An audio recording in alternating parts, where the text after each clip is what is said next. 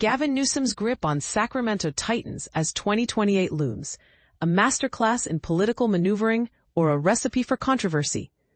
California Governor Gavin Newsom is no stranger to the political spotlight, but his recent maneuvers in Sacramento suggest a calculated strategy to solidify his power base ahead of a potential 2028 presidential run.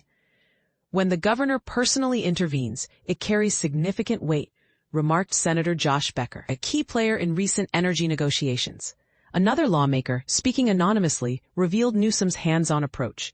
He goes on calling sprees to members for the things he really cares about.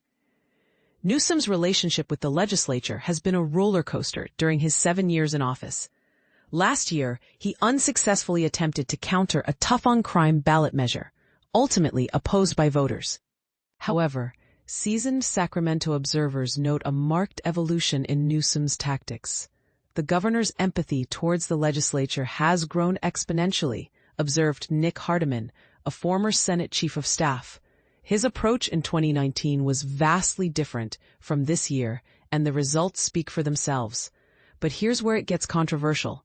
Newsom's newfound effectiveness often involves last-minute budget negotiations, sometimes mere days before voting deadlines.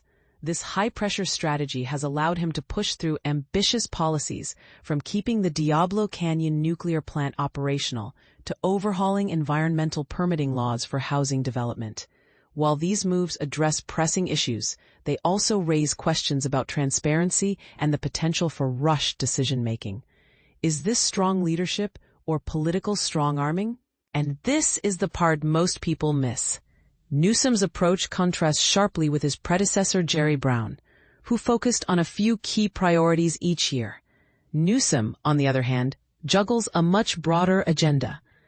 This ideological flexibility, while ambitious, has sometimes alienated Democratic allies.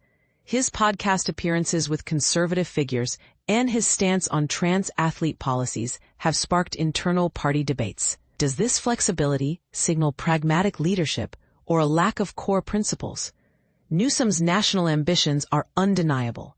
A compliant legislature allows him to pass headline-grabbing legislation and neutralize potentially damaging bills. This strengthens his position for a potential 2028 run, especially against fellow Californian Kamala Harris.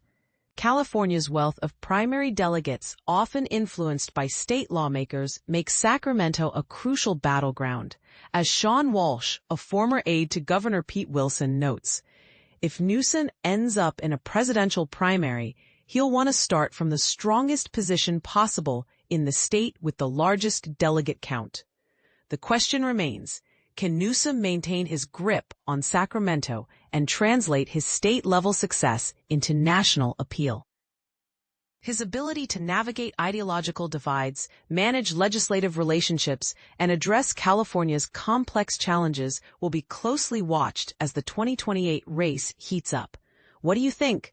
Is Newsom's approach effective leadership or a risky gamble?